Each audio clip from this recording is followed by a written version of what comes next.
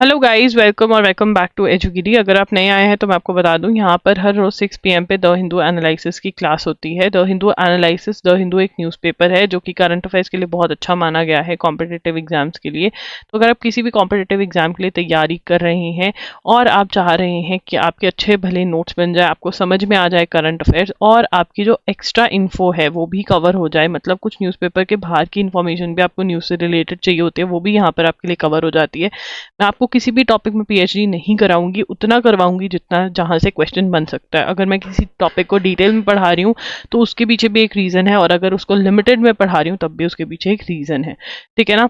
तो चलिए स्टार्ट करते हैं आज का सेशन। अगर आपने इस सेशन को लाइक नहीं किया तो यार लाइक कर दो, इतना तो बनता है, ये मेरी मोटिवेशन है। और अगर आपने चैनल को सब्सक्राइब नहीं किया है तो वो भी कर दीजिए। ठीक है ना। आन जाते हुए कमेंट भी कर देना कि आपको सेशन कैसा लगा। अब चलिए अब स्टार्ट करते हैं। पाकिस्तान ने रिटालिएटरी एयर स्ट्राइक्स करी ईरान पर। क्यों भाई? यहाँ पर सबसे पहले कॉन्सेप्ट की बात कर लेते हैं। ईरान ने अटैक किया था पाकिस्तान पे, और उससे पहले भी हमने कल के एडिटोरियल में पढ़ा था। अगर कल का एडिटोरियल आपने नहीं पढ़ा है तो मेरे साथ, तो आप कल के सेशन में जाके पढ़ सकते हैं। तो ईरान और पाकिस्तान की हमने जो सिचुएशन देखी थी कि सबसे पहले पाकिस्तान के अंदर कुछ ग्रुप्स हैं जिन्होंने वहाँ के पुलिस स्टेशन पे अटैक किया था, और कुछ एंड अदर रीजन्स में अटैक किया था जो पाकिस्तान के पास ही है, पाकिस्तान बॉर्डर के साथ। ठीक है ना। ईरान रीजन्स जो ईरान का रीजन जो बॉर्डर के साथ लगता है, वहां पर पाकिस्तान ने पहले अटैक किया। ठीक है ना। पाकिस्तान के मिलिटेंट ग्रुप्स ने, मिलिटेंट ग्रुप्स मतलब जो लड़ाई कर रहे हैं, जो गवर्नमेंट के नहीं है बट वो लड़ाई कर रहे हैं। ठीक है। तो मिलिटेंट ग्रुप्स ने ईरान के रीजन पे अटैक किया, और फिर ईरान को गुस्सा चढ़ा तो ईरान ने इन मिलिटेंट ग्रुप्स पे अटैक किया जहां पर ये ग्रुप्स हैं, इनकी बिल्डिंग्स वगैरह पे ड्रोन अटैक किए, मिसाइल अटैक करा। ठीक है। और अब पाकिस्तान रिटेलिएट कर रहा है।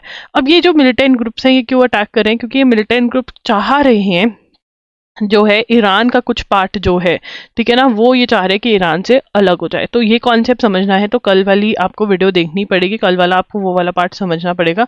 बट यहाँ पे अब पाकिस्तान जो है उसने रिटेलिएशन कर दी है।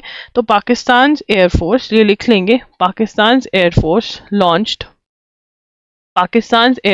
Launched retaliatory air strikes in Iran. ठीक है ना। तो पाकिस्तान ने भी अपना दिखा दिया, वो कहता है हमने भी असला ऐसे नहीं रखा हुआ। मैं तुम्हें कमेंट्स में बोला था कि तुम किसकी साइड हो, पाकिस्तान की साइड हो या ईरान की साइड हो इस वॉर में, जरूर बताना। Thursdays attack followed one by Iran inside Pakistan. ये सब कुछ हुआ, लोगों की डेथ भी हुई है, कैजुअलिटीज भी हैं, बट हमें यही पता होना चाहिए, इतना ही पता होना चाहिए। ठीक है। मेरे ख्याल से बहुत ही जल्द एडिटोरियल्स आ जाएंगे जिसके अंदर हमें आर्टिकल्स पढ़ने पड़ेंगे, जिसके अंदर ग्रुप्स का आ जाएगा, कौन सी वाली साइड ईरान है, पाकिस्तान कौन सा है, ये सारा आएगा, तो वो हम डिटेल में पढ़ेंगे। ठीक है। अब एक और कॉन्सेप्ट जो हम बार बार पढ़ रहे हैं कि हमास ने ईरान इजराइल के ऊपर, देखो यार कंट्रीज जो आई से स्टार्ट होते हैं उसमें कंफ्यूज नहीं होना। ठीक है ना। जो हमास है उसने इजराइल पे अटैक किया। हमास जो है वो गाजा में है, गाजा जो है वो पैलेस्टीन की जगह है। ठीक है ना। वहां पर हमास का राज चलता है। ठीक है ना, हमराज। ठीक है। तो ये एक टेररिस्ट ऑर्गेनाइजेशन इसको वर्ल्ड मानती है। तो ये टेररिस्ट ऑर्गेनाइजेशन जो है ये गाजा चला रही है, और ये गाजा जो है पैलेस्टीन का पार्ट है। ठीक है ना। तो इन्होंने टेररिस्ट अटैक किया इसराइल के ऊपर अक्टूबर के अंदर, क्या था, अक्टूबर 2023। रिजल्ट क्या हुआ उसका? रिजल्ट ये हुआ कि इसराइल ने वॉर डिक्लेयर कर दी। ठीक है ना, डिक्लेयर्ड वॉर। ठीक है। अब ये गाजा पे अटैक कर रहे हैं इसराइल वाले, और ये सब है। अब हमास के भी तो भाई बहन है। हमास क्या, जो हुथीज हैं ये भी एक टेररिस्ट ऑर्गेनाइजेशन है। देखो हमास और हुथी अलग अलग है, पर ये जो हुथी है ये कहाँ पर है? ये यमन में है। ठीक है ना। अब ये कहते हैं मेरा भाई प्रॉब्लम में है, हम इसके साथ हैं। तो ये भाई प्रॉब्लम है, और इसके साथ दिखाने के लिए इन्होंने क्या किया? साथ दिखाने के लिए बेटा जी इन्होंने रेड सी में जो कार्गो शिप्स हैं, या जो शिप्स हैं, कार्गो शिप्स कौन सी होती हैं? जो सामान उठा के लेकर आते हैं, बड़े बड़े कंटेनर्स होते हैं, उनके ऊपर अटैक करने लगे। कौन? हूथी वाले, हमास का साथ देने के लिए कि हम दिखा रहे हैं वर्ल्ड को कि हम हमास के साथ है। तो ये रेड सी में जो शिप्स जा रही है उन पे अटैक करने लग गए। अब मोस्टली जो शिप्स हैं वो किसकी हैं? यूएस की हैं, कनाडा की, मतलब जो डेवलप्ड कंट्रीज हैं। मतलब वो वर्ल्ड को कह रहे हैं कि रोको। ठीक है। वो क्या चाह रहे हैं कि जो गाजा में अटैक हो रहा है उसको रोकने के लिए हमास के साथ हूथी खड़े हैं, और वो क्या कर रहे हैं? रेड सी में जो शिप्स जा रही हैं उनके ऊपर अटैक कर रहे हैं। हमने ये भी पढ़ा था जनवरी के अंदर ही कि बहुत ज्यादा तो चेंज कर रहे हैं, अपना रास्ता ही चेंज कर लिया। ठीक है ना। बट अभी भी बहुत सारी शिप्स जा रही हैं, और ऐसे ही शिप जा रही थी, कौन सी? MV जेनको पिकार्डी, ठीक है ना। Marshall Islands flag, Marshall Islands country जो है उसकी ये शिप थी, और वहां पर उस पर ड्रोन अटैक हुआ। तो यहाँ पर हमें नोट करना पड़ेगा कि कौन कौन सी शिप्स पे अटैक हो रहा है, और सबसे ज्यादा इंपॉर्टेंट जो है वो ये है कि कौन सी कंट्री की थी ये, ठीक है ना, पिकार्डी, ठीक है ना। तो ये थी फ्लैग्ड, हमें लिखना है Marshall Island, Marshall Islands flagged, ठीक है ना। ड्रोन अटैक, हाँ, इनके पास जो हूथी जो टेररिस्ट ऑर्गेनाइजेशन है इनके पास ड्रोन भी हैं, और इनके पास हेलीकॉप्टर भी हैं। इन्होंने कुछ ही दिन पहले एक हाईजैक किया था शिप, जिनके हेलीकॉप्टर के थ्रू। तो हमारी जो इंडियन शिप है INS विशाखापट्टनम, उसने हेल्प करी। इंडियन क्रू भी था उसके ऊपर, ठीक है ना। इंडियन क्रू का मतलब लोग इंडियन है बट वो शिप वहां की है, ठीक है ना। मर्चेंट नेवी वाले बेचारे, तुमने नजर लगा दी उनकी कमाई पे, देख लो दिक्कत में आ गए मर्चेंट नेवी वाले, ठीक है ना। तो यही इतना ही नोट करना है कि ये वाली शिप थी अटैक्ड इन रेड सी। अगर ज्यादा आपको याद नहीं, मतलब नहीं याद रह रहा, attacked in Red Sea by Houthi, ठीक है ना। और हूथी क्या कर रहे हैं, हूथी क्या है, जो यमन में है, ठीक है। और ये क्या कर रहे हैं, शोइंग सपोर्ट टू, ये लिख लो अपने नोट में, showing support to, showing support to किसको, तुमको नहीं, हमास, ठीक है ना, हमास को। और वर्ल्ड को तंग कर रहे हैं कि चलो, कि फिर इसराइल को बोलेगा ना वर्ल्ड कि तुम रुक जाओ, तुम मत मारो इनके लोगों को, ठीक है, इसलिए कर रहे हैं ये। ISRO, Indian Research Organisation has developed an improvised distressed alert transmitter. Distress alert transmitter किसके लिए, फिशरमैन के लिए, ठीक है ना। अब सी में जाते हैं, वहां पे कोई दिक्कत आ गई तो वहां पे ऐसे हेल्प चाहिए होती है, तो वो इमरजेंसी मैसेजिंग सिस्टम डेवलप किया है। पहले भी था, ऐसा नहीं है कि पहले नहीं था, बट अब जो है इनके पास जो सैटेलाइट ये लोग भेज रहे हैं उससे जो है ये अपना और इम्प्रूव कर रहे हैं सिस्टम, तो उसी के ऊपर न्यूज है। इसरो की फुल फॉर्म मैंने लिख दी है, इसरो की फुल फॉर्म सबको पता होना चाहिए क्योंकि चंद्रयान 3 इन्होंने ही लॉन्च किया था, ठीक है ना। हाँ, चंद्रयान 3 था ना, हाँ, ठीक है। हैज डेवलप्ड इम्प्रोवाइज्ड, इम्प्रोवाइज मतलब इम्प्रूव्ड वर्जन। इम्प्रोवाइज्ड का मतलब क्या होता है, लिख लो सारे, improved version, improvised distress alert transmitter, distress alert transmitter. अब अगर मेरा एग्जाम में क्वेश्चन आ जाए कि डिस्ट्रेस अलर्ट ट्रांसमिशन क्या होता है, या किसने डेवलप किया है, इसरो ने डेवलप किया है, ठीक है ना। अब ये क्या है, advanced with advanced capabilities, with advanced capabilities, with advanced capabilities for fisherman, for fisherman at sea to send emergency messages from boats. देखो ये वाला क्वेश्चन आने के चांसेस बहुत ही कम है, बट हमें अनइम्पॉर्टेंट, कम इंपॉर्टेंट न्यूज भी कवर करनी होती है, बिकॉज एग्जामिनेशन हमेशा एक बैलेंस बनाते हुए चलता है। वो हमें लेस इंपॉर्टेंट न्यूज भी देगा और मोस्ट इंपॉर्टेंट न्यूज भी देगा, ठीक है। ये बात आपको समझनी पड़ेगी। The first version of DAT is operational since 2010, first version operational, first version operational since 2010, not 2012।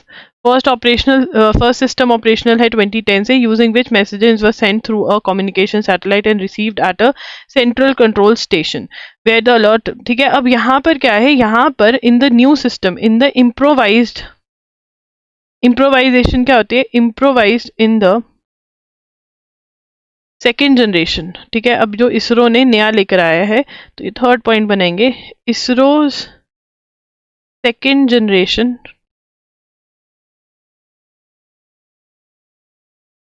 Dot SG, ठीक है ना, has facility to send back acknowledgement, send back acknowledgement to the fishermen to activate the distress alert from sea, अब यहाँ पर आपको चीजें समझनी पड़ेंगी। देखिए पहले जो था डाट, वहां पे फिशरमैन ने भेज दिया, बट फिशरमैन को नहीं पता चलता था कि मेरा मैसेज पहुंच गया या नहीं, तो वो मैसेज भेज देता था, बट ये उसको पक्का नहीं था हेल्प आ रही है या नहीं। बट यहाँ पर जो ये है इसरो, मतलब जो सिस्टम है, वो एक्नॉलेजमेंट भेजेगा फिशरमैन को कि हाँ हम आ रहे हैं, हमें मिल गया, हमें पता चल गया तुम्हें हेल्प चाहिए तो हम भेज रहे हैं। तो यहाँ पे तुम्हें पता होना चाहिए कि डाट जो है वो है क्या, वो किस लिए, किसने बनाया। बस ये 2 से 3 क्वेश्चन ही यहाँ से मैक्सिमम बन सकते हैं। उसके बाद यहाँ पे रिपीटेड न्यूज है, बट इसको पढ़ते हैं, इसमें हमें बहुत कुछ पता चलेगा शाही ईदगाह मॉस्क के बारे में। किसके बारे में? शाही ईदगाह मॉस्क के बारे में। ठीक है, अब शाही ईदगाह मॉस्क कहाँ पर है, कौन बताएगा इन द चैट सेक्शन? कहाँ पर है शाही ईदगाह मॉस्क? हाँ, मथुरा में है, लोकेटेड इन मथुरा। अब यहाँ पे दिक्कत क्या है, तो देखो पहले शाही ईदगाह मॉस्क का हम बैकग्राउंड समझ लेते हैं। ठीक है, बैकग्राउंड समझ लें। तो शाही ईदगाह मॉस्क कहा जाता है, ये कृष्ण जन्मभूमि का डिस्प्यूट है कि कृष्ण जी जो थे ये इनकी जन्मभूमि है।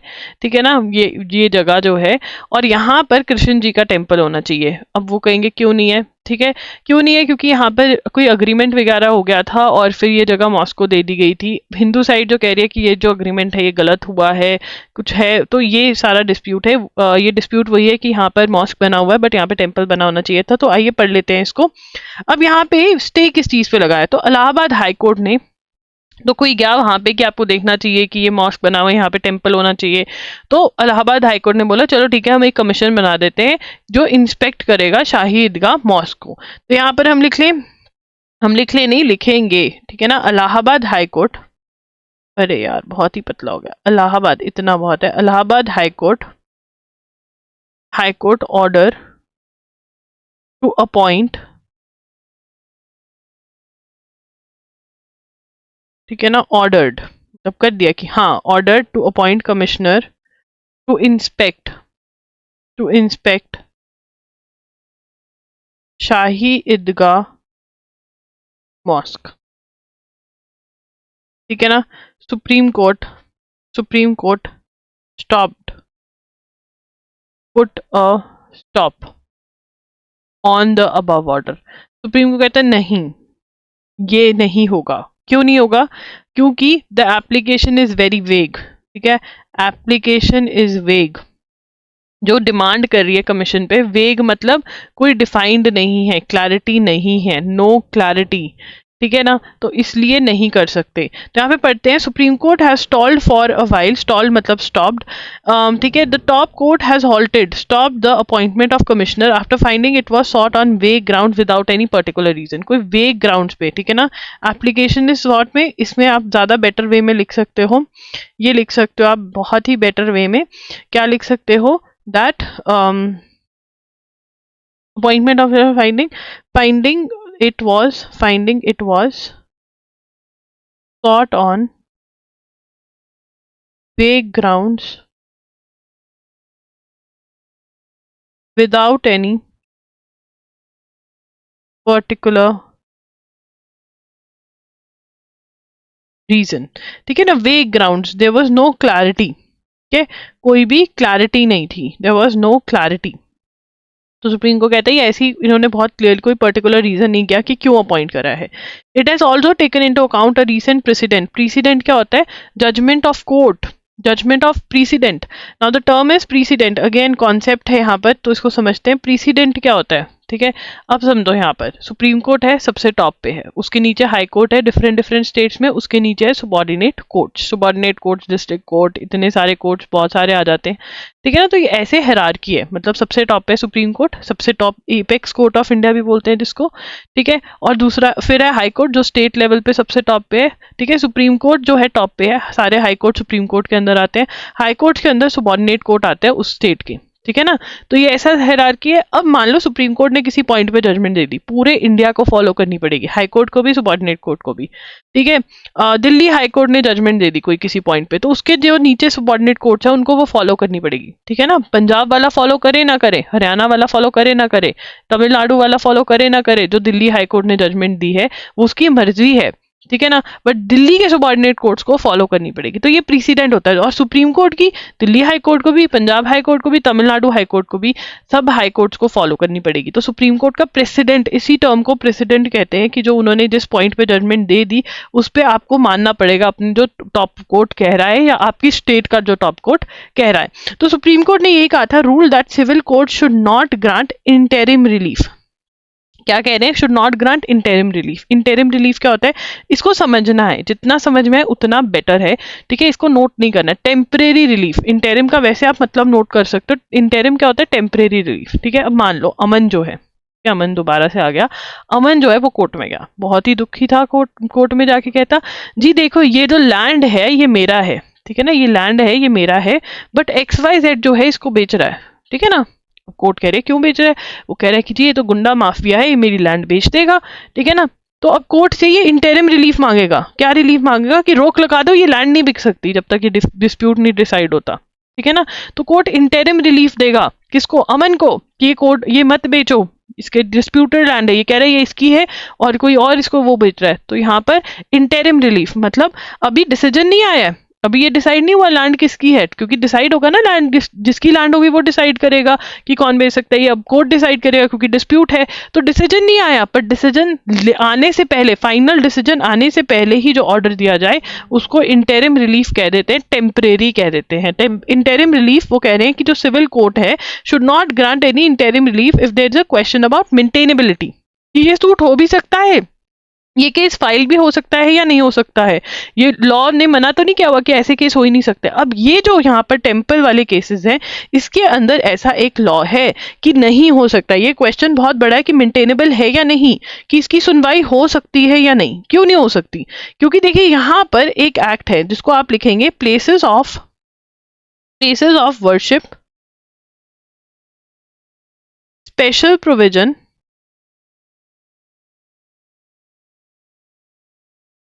एक्ट 1991। इसको पहले हम रट्टा मारेंगे क्योंकि ये इंपॉर्टेंट है। Places of worship special provisions 1991 का जो एक्ट है, ठीक है ना, ये क्या कहता है, ये कहता है विच प्रोहिबिट्स, इसको लिख लेते हैं, which prohibits the conversion of religious character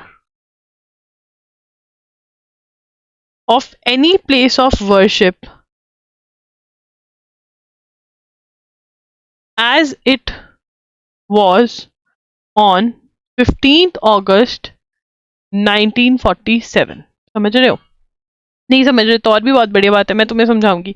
अब यहाँ पे इसको पढ़ते हैं कि प्लेसेस ऑफ वर्शिप एक्ट जो है, जो 1991 में आया, ये क्या करता है, ये मना करता है, प्रोहिबिट करता है कन्वर्जन की, कन्वर्ट करो किसी भी प्लेस के रिलीजियस कैरेक्टर को, उसको वैसा ही रहना देना है जैसे वो 15 अगस्त 1947 को था। मतलब अगर यहाँ पर 15 अगस्त 1947 को टेम्पल बना हुआ है तो वो वही बना रहेगा, अगर यहाँ पर 15 अगस्त को 1947 को मॉस्क बना हुआ था वही बना रहेगा, इसको चेंज करने के लिए कोई भी नहीं बोल सकता है।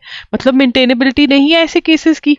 बट यहां पर एक और चीज है, ठीक है, यहां पर एक और चीज है कि जो मथुरा वाला डिस्प्यूट है, जो शाही ईदगाह वाला डिस्प्यूट है, उसके अंदर क्या है, ठीक है, इट वाज सेटल्ड थ्रू, इसको हम लिख लेंगे इस पॉइंट को भी, ठीक है, इसको एक पॉइंट बना लेते हैं, मथुरा डिस्प्यूट, ठीक है, ये मथुरा डिस्प्यूट का लिखना है। In this dispute, in above dispute, above dispute, in नहीं आएगा, sorry, above dispute was settled through a compromise between Shri Krishna Janmasthan Seva Sansthan and the Shahi Idgah Trust in 1968 and implemented through a decree 1973। अब इसके अंदर ये वाले article में the Hindu के इतनी ज्यादा डिटेल में नहीं बताया हुआ, एक और आर्टिकल आया था उसके अंदर बताया गया था कि एक राजा थे, ठीक है ना, उन्होंने ये खरीदा था और आगे आगे बिक बिक कर ये जिसके पास भी गई थी उसने ट्रस्ट बना दिया था और उस ट्रस्ट को बोला था कि तुम कभी ये प्रॉपर्टी ना तो बेच सकते हो ना किसी को दे सकते हो। ये भी एक डिस्प्यूट है कि जो अग्रीमेंट हुआ था जिसके थ्रू ये ट्रस्ट को गई थी प्रॉपर्टी, तो ये ट्रस्ट कैसे कर सकता है। ये दिया हुआ था हिंदू के ही एक एडिटोरियल में, ठीक है ना। ये वाला पॉइंट इन्होंने यहाँ पे कवर नहीं किया।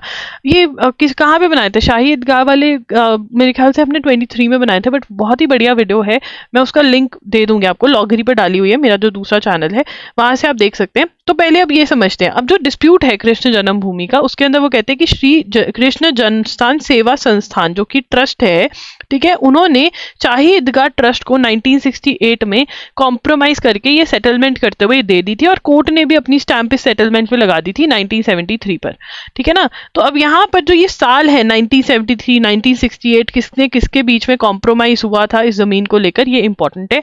तो अब यहाँ पर क्योंकि ये सेटलमेंट 1968 1973 के अंदर हुए हैं, 15 अगस्त को क्या इसका करेक्टर था, ये भी एक क्वेश्चन है, ठीक है ना। तो ये डिस्प्यूट जो है देखते हैं आगे इसमें क्या होता है, ठीक है ना। मे बी एक एप्लीकेशन लग के दोबारा से वो हो, बट इसमें डिस्प्यूट में कुछ ना कुछ होगा, ठीक है ना। तो इसके ऊपर हम नजर बनाई रखेंगे। हमारे लिए जो यहाँ से क्वेश्चन आता है, शाही ईदगाह मॉस्क कहाँ पर है, मथुरा में है। कृष्ण जन्मभूमि का डिस्प्यूट भी इसको बोला जाता है। प्लेसेस ऑफ वर्शिप एक्ट जो है ये कब आया था, ये क्या कहता है, कौन सी डेट को ये कह देता है कि फ्रीज हो गई, रिलीजियस प्लेसेस जैसे थी वैसी रहेगी। कृष्ण जन्मभूमि से रिलेटेड जो अग्रीमेंट्स हैं वो कब हुए थे, ये बहुत ही ज्यादा इंपॉर्टेंट है, क्योंकि हिंदू साइड कहते हैं कि ये फ्रॉडुलेंट है, मना किया हुआ था कि इसको तो दे ही नहीं सकते, दे कैसे दिया, ट्रस्ट ने दे ही नहीं सकता था ट्रस्ट। तो ये सारे चीजें जो है हमको दिमाग में रखनी होगी, ठीक है जी। समझ में आ गया तो यस यस लिख दो। क्या वाह कितने सुंदर नोट्स है, मजा आ गया देखकर। चलो आगे चलें, तुम लोग तो तारीफ करते नहीं हो तो मैं खुद ही कर लेती हूँ अपने आप को कॉन्फिडेंस देने के लिए। अब हम यहाँ पे गवर्नमेंट की स्कीम समझेंगे। निपुण, किस किस का नाम है निपुण, यहाँ पे कोई निपुण है, कोई भी निपुण नहीं है। चलो, निपुण जो है इसकी फुल फॉर्म पहले लिखेंगे, क्या है, नेशनल इनिशिएटिव। निपुण क्या है, national initiative for proficiency. For proficiency मतलब कि अच्छे से आप पढ़ सको, प्रोफिशिएंसी किसमें, इन reading with understanding, and numeracy. अब देखो यार, यहाँ पर इंडिया के अंदर जो प्रॉब्लम आ रही है, ठीक है ना, इंडिया के अंदर क्या प्रॉब्लम आ रही है कि स्कूल तो बोल दिया कि हाँ स्कूल जाएंगे बच्चे, ठीक है ना, बट बच्चों को पढ़ना नहीं आ रहा है, ठीक है ना। बहुत ही दुख होता है, ठीक है। अगर आपने कभी इंटर्नशिप नहीं करी है तो जरूर करिए एनजीओ के साथ एजुकेशन सेक्टर में। जब आप रूरल एरियाज में जाएंगे सच में बहुत दुख होता है। मैं ऐसे बहुत सारे सर्वेज का हिस्सा रही हूँ जब मैं अपनी ग्रेजुएशन कर रही थी, तो वहां पर मैंने ये पाया कि जो एक सेकेंड फर्स्ट क्लास का बच्चा है और जो 7th 8th क्लास का बच्चा है उसके बीच में कोई फर्क नहीं है, और बहुत दुख होता है वहां पर बैठकर। क्योंकि देखो ना यार, वो हर रोज स्कूल आया बट उसको पढ़ना नहीं आया, उसको राइटिंग भी नहीं आई। अगर तुम बोलो कि ये कुछ लिख दो, वो लिख भी नहीं पा रहे। रूरल एरियाज में लिखना चाह रहे हैं, लिखना नहीं आता है, पर वो स्कूल हर रोज आए या जो भी है स्कूल अटेंड किया उन्होंने, तो प्रोफिशिएंसी इन रीडिंग नहीं है, पढ़ नहीं पा रहे हैं। एक फर्स्ट क्लास का बच्चा और 7th क्लास का बच्चा अगर सेम लेवल पे हो तो बेटा जी बहुत दुख होता है। और न्यूमरेसी नंबर्स के साथ भी बेसिक एडिशन सब्ट्रैक्शन मल्टीप्लिकेशन भी नहीं आता है, ये हाल है स्कूल्स के। तो हमें इम्प्रूव तो करना पड़ेगा। तो निपुण के लेकर आए national initiative for proficiency in reading with understanding and numeracy, इस चीज को चेंज करने के लिए। अब इसमें क्या है, aim to cover learning needs of children in the age group of 3 to 9। तो सेकेंड पॉइंट क्या बनेगा, aims to cover learning needs of children in the age group of 3 to 9 years। 3 से 9 साल तक के जो बच्चे हैं उनकी लर्निंग नीड्स को फुलफिल करना इस स्कीम का है। Environment to ensure universal acquisition of foundational literacy, ठीक है ना, ऐसा इन्वायरमेंट की फाउंडेशनल लिटरेसी जो है हम अचीव कर पाए, ठीक है ना। Desired learning in reading writing and child achieves desired learning. Aim क्या है इसका, child achieves the desired learning competencies in reading, writing and numeracy by end of grade 3 by 2026-27। मतलब ये एम है कि रीडिंग, पढ़ना, राइट लिखना और नंबर्स के साथ जो करना है वो ग्रेड 3 तक हम अचीव कर लें। और ये एम कब तक का है? 26-27 तक का। और इसमें अगर आप टीचर्स का गलती निकालो वो भी नहीं है। बहुत सारे स्कूल्स देखा जहाँ पे एक ही टीचर है, उसको फर्स्ट क्लास के बच्चे को भी पढ़ाना है, सेकंड को भी पढ़ाना है। कुछ स्कूल्स हैं जहाँ पे बहुत सारे टीचर्स थे बट उनको खुद को ही नहीं आता है। ठीक है, तो ये सारी चीजें जो हैं ये बहुत ज्यादा इंपॉर्टेंट है निपुण के अंदर। उसके बाद हम बात करेंगे राइट टू एजुकेशन के अंदर। राइट टू एजुकेशन एक्ट जो है वो कब आया? 2009 के अंदर। राइट टू एजुकेशन, देखिए ये एक्स्ट्रा इन्फॉर्मेशन मैं इसलिए दे रही हूँ क्योंकि इसके बाद जो हम एडिटोरियल पढ़ने वाले हैं उसके एंड में ये दो चीजें बता करके छोड़ दी गई हैं कि ऐसा सा कुछ है, बट हमें इसका पता होना चाहिए, बहुत ही इंपॉर्टेंट है। राइट टू एजुकेशन का एम क्या है? Aims to provide, sorry for the noise, मैंने आपको बताया था कंस्ट्रक्शन चल रही है, ठीक है, जिसका मैं कुछ कर नहीं सकती, हमें या तो क्लासेस बंद करनी पड़ेंगी, ठीक है, वो हम क्यों करें, थोड़ा सा आवाज आ रहा है, इसको इग्नोर करेंगे। Aims to provide primary education to children aged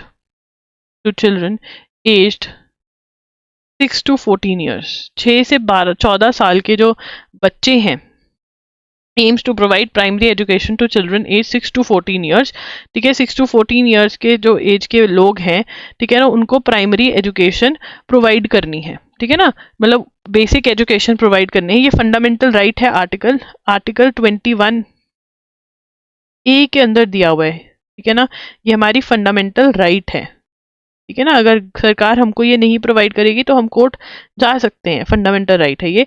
किसके थ्रू ऐड करी गई थी? 86th अमेंडमेंट इन 2002 के थ्रू ये ऐड करी गई थी, ठीक है, आर्टिकल 21 ए के अंदर। तो 6 to 14 ये जो PYQ बनता है ना, इसके अंदर कौन सी एज ग्रुप के लिए एजुकेशन जो है सरकार को प्रोवाइड करनी कंपलसरी है, ये बनता है। फंडामेंटल राइट टू एजुकेशन कहाँ पर है, कब ऐड करी गई थी, तीनों ही पॉइंटर्स इंपॉर्टेंट है, PYQs हैं। और क्योंकि एजुकेशन के बारे में बात अब होगा, क्योंकि एक जो रिसर्च हुई है उसमें बात बार बार होगी, तो इसलिए हमें पता होना चाहिए। हमने इसके बारे में कल भी बात करा था, थोड़े दिन से बात कर रहे हैं, असर 2023, ठीक है ना। अब इसके अंदर सबसे पहले मुझे ये बताओ, ये किसने रिसर्च करी है, किसने ये सर्वे किया है, क्या कि किसने किया है ये सर्वे? प्रथम ने किया है। ये मैंने पहले भी बताया था, इसको हम बार बार इसलिए पढ़ रहे हैं क्योंकि इसमें से क्वेश्चन इस बार एक्सपेक्टेड सा लग रहा है मुझे। Annual status of education report, annual status of education report, ये इसकी फुल फॉर्म है। इस बार इसको टाइटल क्या बना है? टाइटल क्या है ये मैंने कल भी लिखवाया था, बियॉन्ड बेसिक्स। बियॉन्ड बेसिक्स ये कौन कंडक्ट करता है? ये प्रथम वाले कंडक्ट करते हैं, कंडक्टेड बाय प्रथम। प्रथम जो है ये सर्वे जो है ये प्रथम कंडक्ट करता है, ठीक है ना। प्रथम वाले बुक्स भी देते हैं, बहुत अच्छी अच्छी इनकी स्टोरी बुक्स हैं। ये चाह रहे हैं कि रूरल एरियाज में और दूसरे जो पिछड़े इलाके हैं, चाहे वो रूरल हैं चाहे कहीं पर भी हैं, बच्चे पढ़ पाए, तो इनकी बड़ी अच्छी अच्छी स्टोरी बुक्स भी हैं प्रथम वालों की। ये तो एक्स्ट्रा इन्फॉर्मेशन थी, ठीक है। प्रथम जो है, अब यहाँ पर जो सर्वे होता है, ठीक है ना, सर्वे कंडक्टेड अमंग, ये मैं दोबारा से लिखवा रही हूं, आपको याद करना है अगर आपने कल लिख लिया था। Conducted among rural students aged 14 to 18,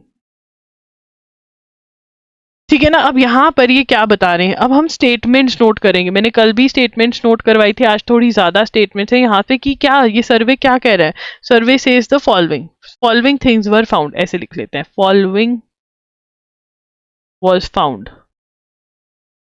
क्या मिला सर्वे कंडक्ट करके? ये पता चला, ठीक है, more than half struggled with basic mathematics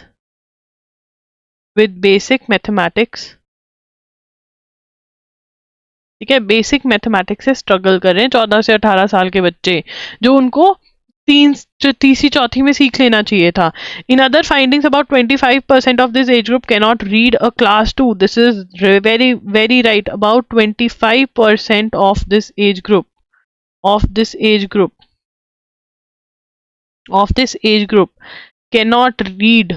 cannot read a class 2 level text in their mother tongue। ये सच बात है, ये बहुत सच बात है, मेरी आंखों देखी बात है। और जिस दिन मैंने ये देखा था और ये मैंने एक्सपीरियंस किया था, मैं उस दिन शाम को बहुत रोई थी। मुझे ऐसा लगा कि इन बच्चों को लग रहा है, इनके माँ बाप को लग रहा है कि हमारे बच्चे पढ़ लिख जाएंगे, हमारे कुछ बन जाएंगे, बट मुझे दिख रहा था कि वो कुछ नहीं बन पाएंगे, क्योंकि जिस लेवल पे वो अब हैं उस लेवल से तो नहीं बन पाएंगे कुछ। मतलब जो उनके पेरेंट्स अज्यूम करके बैठे हैं कि हाँ ये 8वीं क्लास में हो गया हमारा बच्चा, 4-5 साल तक कुछ ना कुछ तो वो कर ही जाएगा, कुछ और नहीं तो सरकारी नौकरी जो 12वीं पास के बाद पेपर दे सकता है वो ही दे देगा। वो जो सपना है वो सच शायद ही हो पाएगा और बहुत कम चांसेस है। तो मुझे बहुत रोना आया था उस दिन। ये सच है कि 25% बच्चे जो इस उम्र के हैं वो तो दूसरी क्लास का टेक्स्ट नहीं पढ़ पा रहे हैं। यार बहुत बड़ी बात है, हमारे देश को बहुत आगे जाना है तो बहुत काम करना पड़ेगा इसके ऊपर। Boys are better boys are better in arithmetics, मतलब maths, arithmetic and English reading skills than girls. अब इसके अंदर मैं एक और बात बता देती हूँ। बहुत गांवों में क्या होता है, लड़कियां तो स्कूल से आके घर का काम करने लग जाती हैं, लड़कों को पेरेंट्स ट्यूशन लगा देते हैं। ठीक है। Overall 86.8% in the 14 to 18 age group are enrolled in educational institution. ये सारे इंपॉर्टेंट है। 86.8% in the 14 to 18 year age group are enrolled in educational institution,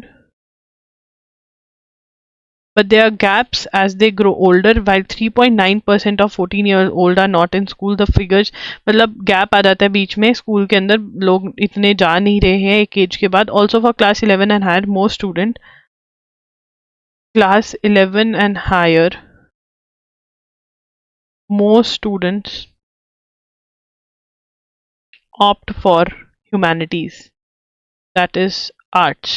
और ऑल्सो यहाँ पे ये भी पता चला है, girls are less likely to be enrolled in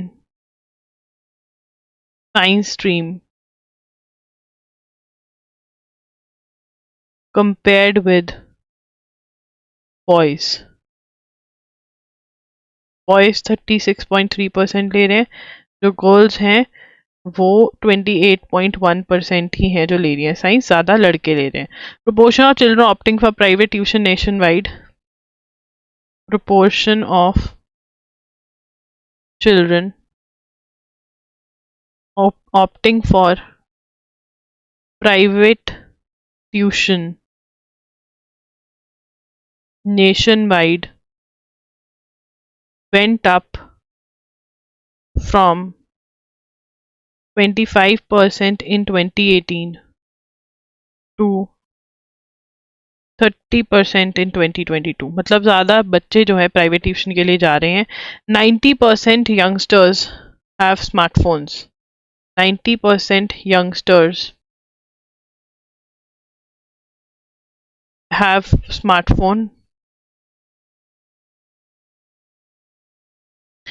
The report says all states have made a major push in foundational literacy and numeracy under निपुण। मतलब बहुत इंप्रूवमेंट हुई है, बट अभी बहुत कुछ है जो करना है। राइट टू एजुकेशनल एक्ट 2009 के बारे में बात हुई, जिसके बारे में हमने ऑलरेडी बात करी है। क्या मैम हमें ये स्टेटमेंट्स याद करनी है, क्या हमें याद करना है? देखिए यहाँ से क्वेश्चन आ जाए बहुत ही बढ़िया है, मोस्ट एक्सपेक्टेड क्वेश्चन ये बनेगा, बट यहाँ से भी क्वेश्चन आ सकता है। तो आपको ये 7 से 8 पॉइंट बढ़िया से रट्टा मार लेने हैं। स्टेटमेंट बेस्ड क्वेश्चन यहाँ से निकल सकते हैं आपके। ठीक है, ये वाले तो आएंगे ही आएंगे, वेरी वेरी इंपॉर्टेंट है। ये तो नींद में भी उठा के आपको असर कोई बोल दे तो आपने इसके बारे में बोलना स्टार्ट कर देना है। ठीक है, चलिए। Gujarat encounters SC to look into fate of justice Bedi report. अब जस्टिस बेदी रिपोर्ट क्या है? Supreme court on Thursday agree to hear arguments on the road ahead for a report submitted confidentially by a committee chaired by former top court जज justice HS Bedi on several police encounters in Gujarat. ठीक है ना, supreme court to hear, एक minute, supreme court to hear arguments on a report submitted by committee chaired by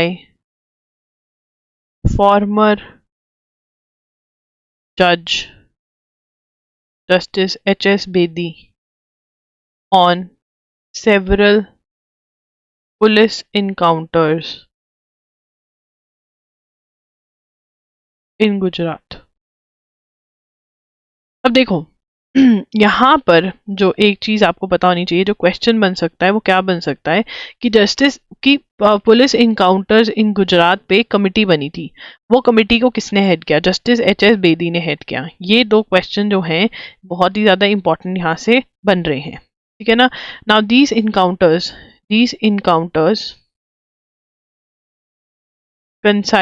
coincide with the chief ministerial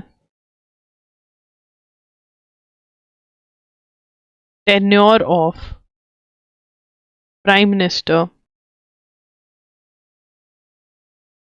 Narendra Modi. मतलब जब नरेंद्र मोदी वहां के CM हुआ करते थे तब ये इनकाउंटर्स मतलब कि जी भाग रहा था, हमने मार दिया पुलिस वाले। Justice Bedi report submitted to the apex court. अब यहाँ पे जस्टिस बेदी रिपोर्ट के बारे में हम नोट करेंगे चीजें, ये लिख लेते हैं, जस्टिस बेदी रिपोर्ट, ठीक है। Justice Bedi report submitted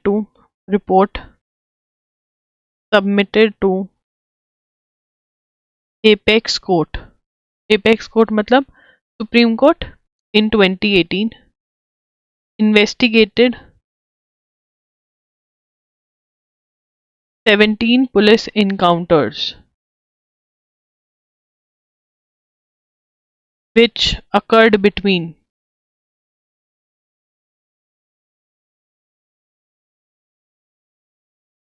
2002 and 2007 in Gujarat, जो 2002 और 2007 के बीच में हुए, कहाँ पर?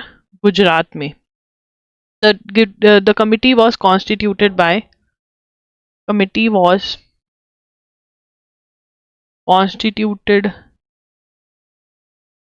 the court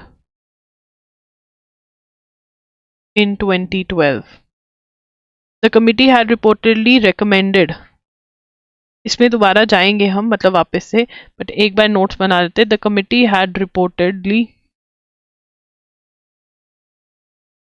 recommended the prosecution of police officers, prosecution की एक्शन लिया जाए in 3 out of 17 cases investigated. Justice Bedi had prima facie fake, ठीक है ना। इसके अंदर क्या बोला गया था? 3 persons, भी लिख ही लेता है पूरा ताकि कोई कंफ्यूजन ना हो। Justice Bedi had reportedly said 3 persons were prima facie, मतलब ऊपर से लग रहा है, prima facie का मतलब killed in fake encounters, ठीक है ना। 2019 में एपेक्स कोर्ट को बोला गया स्टेट गवर्नमेंट ने कि आप इस रिपोर्ट को कॉन्फिडेंशियल रखिए, बट कोर्ट ने ये पेटिशनर साइड मतलब हु फाइल्ड द केस, ठीक है, उनको ये प्रोवाइड करी, ठीक है ना।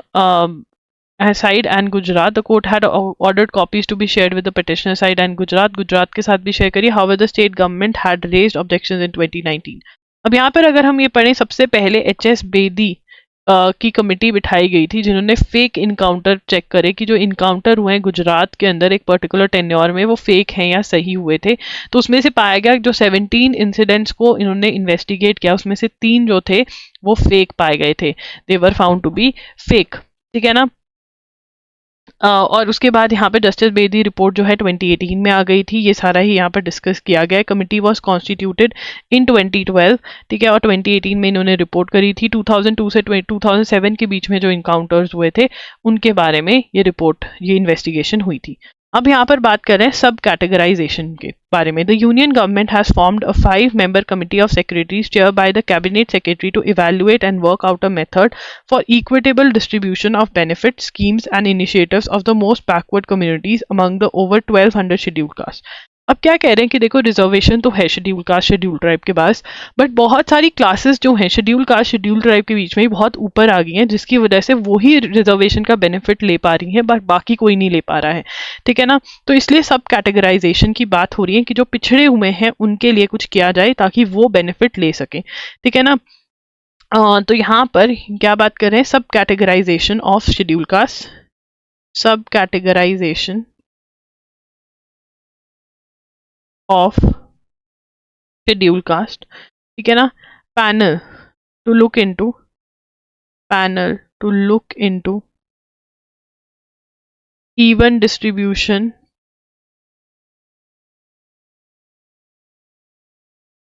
of benefits. ठीक है. तो यहाँ पे the union government has formed a 5-member union government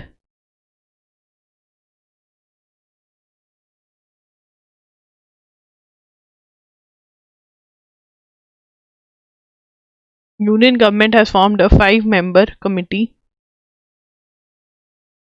of secretaries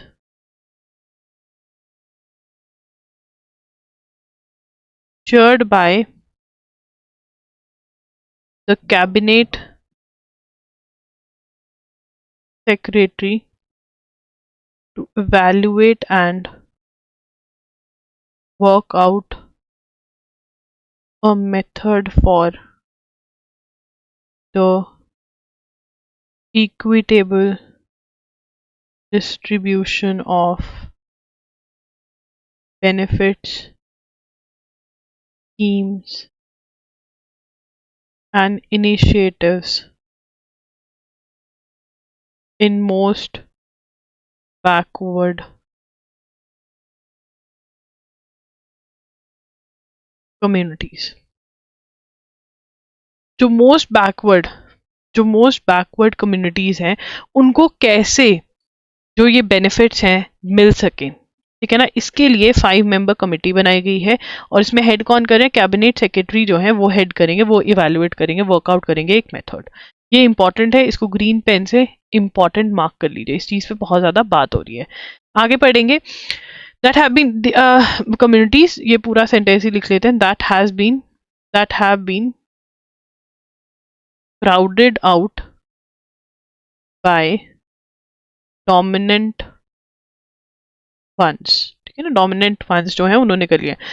This came in the backdrop of PM Narendra Modi promise to look into the demand of subcategorization of SCs as raised by, ठीक है ना, PM Modi promised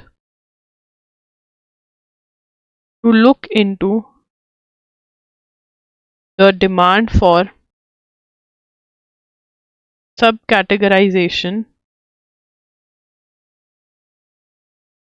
of SC as raised by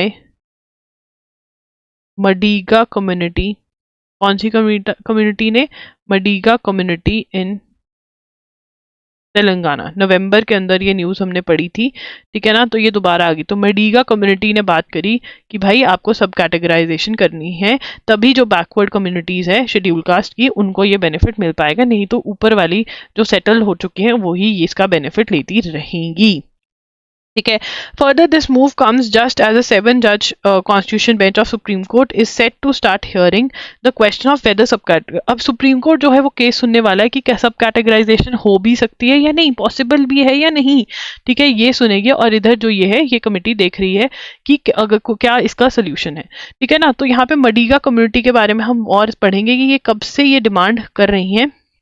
जो मडीगा community है Madiga community has been struggling since, यहाँ पे लिखा has been demanding since has been struggling, has been demanding since 1994 for sub categorization of SCs, and and this demand for that led to the formation of this demand led to the formation of Justice P. Ramachandra Raju Commission.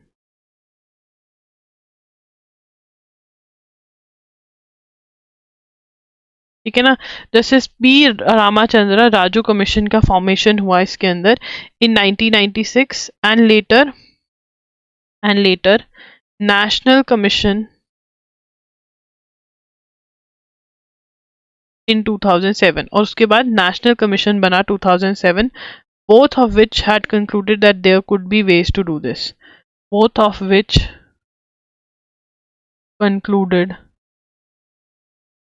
that there could be ways to do this. ठीक है ना, सब categorisation हो सकती है, दोनों committees मडीगा community के कहने पर ही ये बनी थी. Now this is very very important because हम ऑलमोस्ट दूसरी बार जो है ये डिटेल्स पढ़ रहे हैं, तो हर एग्जाम के लिए अब ये डिटेल्स जो है इंपॉर्टेंट है. पहली बार नवंबर के अंदर ये न्यूज बार बार आई थी. The tussle over the troops has also led two questions about the future. हाँ, अब यहाँ पे बात कर रहे हैं मालदीव्स के बारे में. किसके बारे में बात कर रहे हैं? मालदीव्स के बारे में बात कर रहे हैं. तो मालदीव्स जो है उन्होंने बोल दिया कि अपने सोल्जर्स जो है ले जाओ, इंडिया को बोल के कि अपने सोल्जर्स ले जाओ. ठीक है ना, 2021 में हमारा अग्रीमेंट हुआ था for construction of coast guard harbour project in Uttara, तो ये भी देखेंगे. तो यहाँ पे पता होना चाहिए मालदीव्स के साथ हमारा अग्रीमेंट हुआ था 2021 अग्रीमेंट. तो A50 ठीक है, मेजर इंफ्रास्ट्रक्चर प्रोजेक्ट कौन सा था? 2021 agreement for a Coast Guard Harbor project in Uttara जिला फेलू. ठीक है ना, इंडिया और मालदीव्स के बीच में. ठीक है ना, तो ये पता होना चाहिए कब हुआ था? 2021. कौन से हार्बर को लेकर हुआ था? इस हार्बर को लेकर. PM releases postage stamps on Ram Temple, stamp book on Ramayana. Prime Minister Narendra Modi released, ये लिखेंगे, PM Modi released commemorative postage stamps on Ram Temple. ठीक है ना, along with a book of stamps on Ramayana from around the world. तो around the world भी बहुत सारी countries ने जो है रामायणा राम जी के ऊपर, राम टेम्पल से रिलेटेड स्टैम्प्स रिलीज करी हैं. ठीक है ना, तो यहाँ पर एक चीज पता चलती है, बताई गई है, महर्षि वाल्मीकि. ठीक है, वो क्या है? Author of Ramayana. तो ये बहुत ही इंपॉर्टेंट क्वेश्चन है, ऑथर ऑफ रामायणा. ठीक है ना, उसके बाद बहुत सारी अलग अलग टाइप की हैं. 48 stamp page, 20 country stamps issued by, include stamps issued by more than 20 countries including US, New Zealand, Singapore, Canada, Cambodia, and organizations such as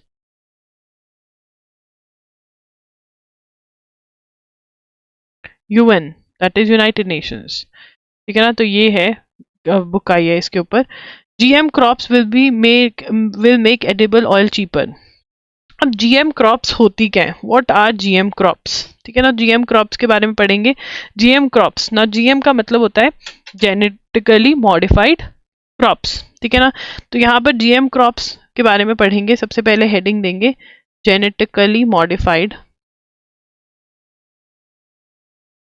mustard. अब यहाँ पे अगर हम समझें जेनेटिकली मॉडिफाइड होता क्या है, GM crops are derive from plants whose genes are artificially modified usually by inserting genetic material from other organism। ठीक है ना, तो इसके अंदर मॉडिफिकेशन करते हैं। अब मान लो ये प्लांट है, ठीक है ना, ये प्लांट है, ये अनियन है, ठीक है, अनियन है ये, ठीक है। अब ये अनियन को एक कीड़ा खा जाता है तो फसल खराब हो जाती है, क्रॉप खराब हो जाती है, या ये कुछ होता है, इसको पानी ज्यादा चाहिए, तो मैं इसके अंदर एक ऐसा जीन डाल दूंगी कि इसको कम पानी चाहिए होगा, और एक और ऐसा जीन डाल दूंगी कि जो इंसेक्ट इसको हार्म करता है वो अब हार्म नहीं कर पाएगा। That is genetical modification. तो यहाँ पे सबसे पहले हम जीएम की फुल फॉर्म लिखेंगे, ठीक है। GM crops are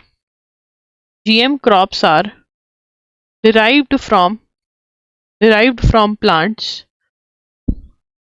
whose genes are artificially modified, usually by inserting genetic material from another organism, ठीक है ना, to give it new properties। इसको नई प्रॉपर्टीज देने के लिए ये जीएम जो है ये मॉडिफाई करी जाती है। अब यहाँ पे किसकी बात हो रही है, धारा मस्टर्ड की, धारा मस्टर्ड की। तो यहाँ पे हम पहले बैकग्राउंड में जाएंगे। तो हुआ यूं कि जियाक जो है, यहाँ से मैं आपको बता देती हूँ इसकी बैकग्राउंड क्या है, बैकग्राउंड उसको समझा देती हूँ, ठीक है ना। तो बैकग्राउंड इसकी ये है कि जीएम मस्टर्ड बनाई गई, ठीक है, जीएम मस्टर्ड बनाई गई, मतलब जेनेटिकली मॉडिफाइड मस्टर्ड लेकर आया गया, ठीक है ना। और जो जियाक है, GEAC, और इसकी फुल फॉर्म क्या है, जेनेटिक इंजीनियरिंग अप्रेजल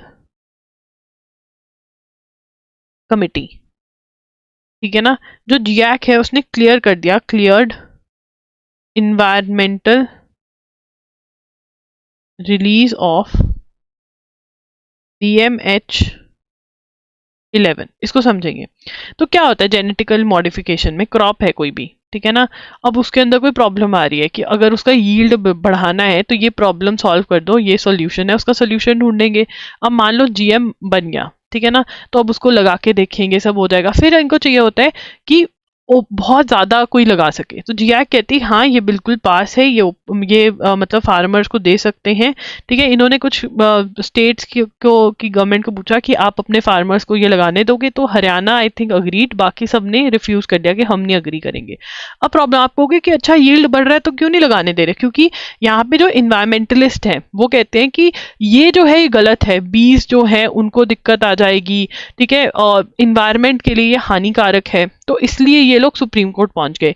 अब सुप्रीम कोर्ट में क्या सरकार कह रही है, the supreme court on Thursday said it only wanted what was good for India, even as the government argued that growing genetically modified crops such as mustard would make quality edible oil cheaper for the common man and benefit the national interest by reducing foreign dependence. अब यहाँ पर जो environmentalist हैं वो कह रहे हैं कि ये मत लेकर आओ, बट गवर्नमेंट क्या कह रही है कि हम जो बाहर से मंगवा रहे हैं ऑयल, और जो इंडिया खा रहा है कनोला ऑयल जो होता है, ठीक है, जो हम बाहर से मंगवा के खा रहे हैं वो बिल्कुल जीएम सीड यूज करके ही बनता है उन कंट्रीज में, और हम वही ऑयल जो है खा रहे हैं, ठीक है ना। तो यहाँ पर यहाँ पे हम लिख लेते हैं government says if GM mustard would make quality edible oil cheaper and reduce foreign dependence। अब यहाँ पे फॉरेन डिपेंडेंस कैसे है कि हम बाहर का जीएम बेस्ड जो ऑयल है वो खा रहे हैं, अभी इस टाइम पे बाहर से आया हुआ जीएम बेस्ड, जो जीएम जेनेटिकली मॉडिफाइड यूज करके ही बना रहे हैं वो हम तेल यूज कर रहे हैं, ठीक है, क्यों ना हम यहाँ पे बनाए। तो सरकार ये कह रही है, देखते हैं सुप्रीम कोर्ट क्या डिसीजन देता है, ठीक है ना। तो ये आपको पता होना चाहिए, जीएम मस्टर्ड का इश्यू चल रहा है। Japan inks deal to buy 400 long range missiles from USA. ये लिखेंगे, Japan signed deal with United States to buy 400 long-range Tomahawk missiles। ठीक है ना। अब यहाँ पर क्योंकि चाइना के साथ इनको दिक्कतें हैं, नॉर्थ कोरिया के साथ है, और जापान प्लान्स टू, ये पहले भी 2023 में भी पढ़ा होगा आपने, अगर अभी पढ़ना स्टार्ट कर रहा है तो ये पढ़ लो। Japan plans to double its defence spending to the NATO standard of 2% of GDP of 2027। इतना ये डिफेंस स्पेंडिंग। देखो, जब इनके नागासाकी और हिरोशिमा पे न्यूक्लियर अटैक हुआ, गिर गया, तो इन्होंने डिसाइड किया कि हमको इस सब पे पढ़ना ही नहीं है, हमको वॉर करनी ही नहीं है, हमको अपनी मिलिट्री पे काम वो करना ही नहीं है, हम अपना सिर्फ ग्रो करेंगे जिंदगी में, हम इन सब चीज़ों पे गिव अप कर देंगे। बट अब वर्ल्ड की सिचुएशन देखते हुए, जैसे यूक्रेन पे अटैक हो गया है, तो इनको चाइना, इनका दुश्मन कौन है, इनके जापान का दुश्मन कौन कौन है, चाइना है, नॉर्थ कोरिया है, इनको इनसे बहुत दुश्मनी है, और इनकी रशिया के साथ भी कम ही बनती है, इनकी रशिया के साथ भी कम ही बनती है। ठीक है ना, ये एनिमी स्टेट्स हैं इनकी, इनके साथ इनकी कम बनती है जापान वालों की। तो इनसे बचने के लिए इन्होंने अपन कहा है कि हम 2% ऑफ आवर जीडीपी जो है वो स्पेंड करेंगे डिफेंस में, तो अपना डिफेंस हम बिल्ड करेंगे। India has stated goal of eliminating tuberculosis by 2025। ये हर एग्जाम में पूछा जाता है बार बार। India has goal of eliminating मतलब बिल्कुल खत्म कर देना, एलिमिनेटिंग ट्यूबरक्लोसिस बाय 2025। क्वेश्चन क्या बनेगा यहाँ पर कि इंडिया कब तक ट्यूबरक्लोसिस खत्म करेगा, 2025 तक। ठीक है। The state has rolled out walk in TB centres. अब तमिलनाडु ने एक नई स्कीम निकाली है, Tamil Nadu has come up with walking TB centers as one-stop solution। one-stop solution क्या है, all services starting with screening to monetary assistance and nutritional supplements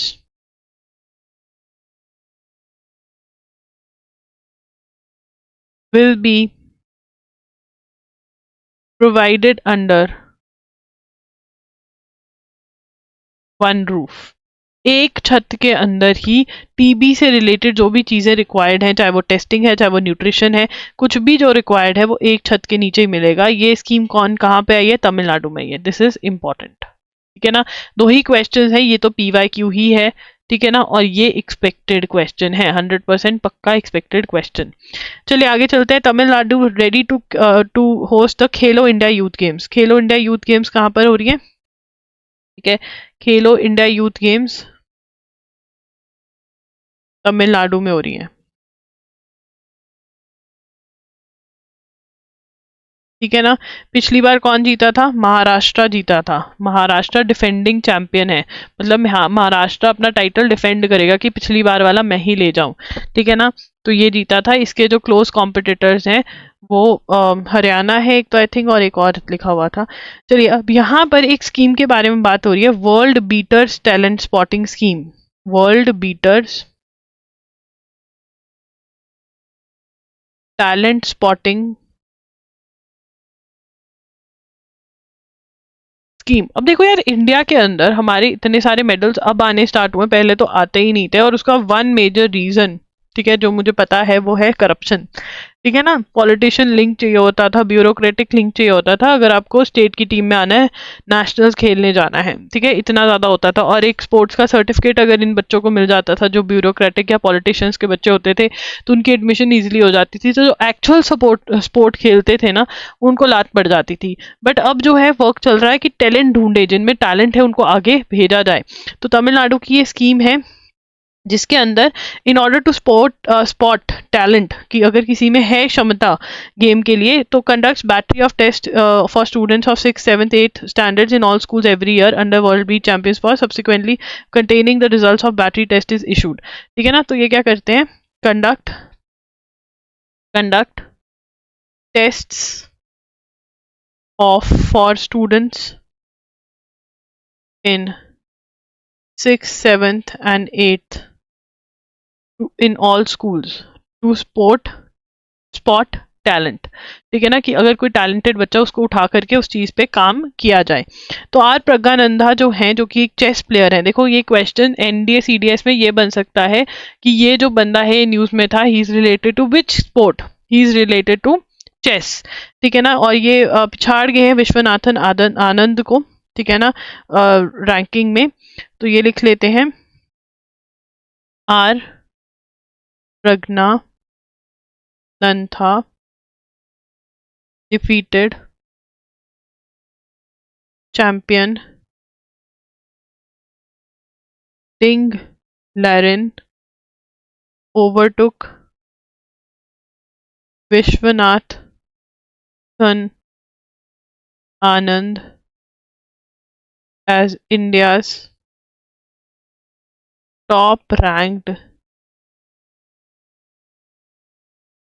chess player in FIDE's live ranking। ये ना पिछाड़ गए ये, और ये कह रहे हैं कि देखो अब हम कम ही खेलते हैं, अब हम ज़्यादा हेल्प कर रहे हैं। तो यहाँ पर एक मंगोल बुसभास an online clothing vendor from, ये रेड से लिखेंगे, मंगोल मंगोल बसपास, ठीक है, थीराकोट।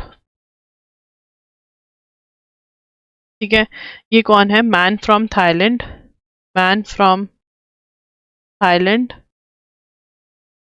Facing 50 years in prison for royal insult. वहाँ के मोनार्क की इंसल्ट कर दी तो 50 years इन प्रिजन होंगे इसको। ठीक है ना, तो यहाँ पर ये बात कर रहे हैं थाईलैंड के, थाईलैंड्स लीज मैजेस्टे लॉ। लीज मैजेस्टे लॉ मतलब अगर मोनार्क की, किंग की या क्वीन की या उसके परिवार की बेइज्जती कर दो, ठीक है, तो वो कह रहे हैं one of the strictest laws है इनके, one of the strictest laws in world. ठीक है ना, सेंटेंस्ड अप टू, यही लिखना है बस, थाईलैंड का बंदा है। अब यहाँ पर मैं आपको इससे पहले कुछ और बताऊं, loggery.in पर आप विजिट कर सकते हैं। वहाँ पर आपको डेली करंट अफेयर्स के नोट्स मिल जाएंगे जो कि सिर्फ और सिर्फ ₹100 के हैं। ये आप बाय कर सकते हैं to support our channel financially. And also you can buy our lectures, जिसके अंदर आपको वीडियो लेक्चर्स मिल जाते हैं 5 to 8 6 आवर्स। अक्टूबर का तो बहुत ही छोटा है, वैसे 6 to 8 आवर्स के भी लेक्चर्स, इतने लेंथ के लेक्चर्स होते हैं जिसमें आप फुल मंथ अपना प्रिपेयर कर सकते हो। या तो इतना का होगा या इतना का होगा। इसमें आपको डिजी नोट्स भी मिलते हैं, और साथ ही में आपके जनवरी 2024 से हम लॉन्च कर रहे हैं MCQs, जिसके अंदर भर भर के क्वेश्चंस आप प्रैक्टिस कर सकते हैं, जिससे कि पता चलेगा आपको कुछ आता है नहीं आता है। ठीक है, एंड ऑल्सो आपके अदर सोर्सेज से भी क्वेश्चंस जो इम्पोर्टेंट है वो डाले जाएंगे, ताकि आपके ओवरऑल जो न्यूज़ है वो कवर हो जाए। हमारे पास मॉक टेस्ट भी है, we have mock test for SLAT, we have mock test for MSCT 5 years 3 years, we also have mock test for CUT PG। you can check out our website loggery.in। अब China और Philippines के बीच में जो रिश्ते हैं वो थोड़े ठीक हो रहे हैं। ठीक है ना, चाइना फिलीपींस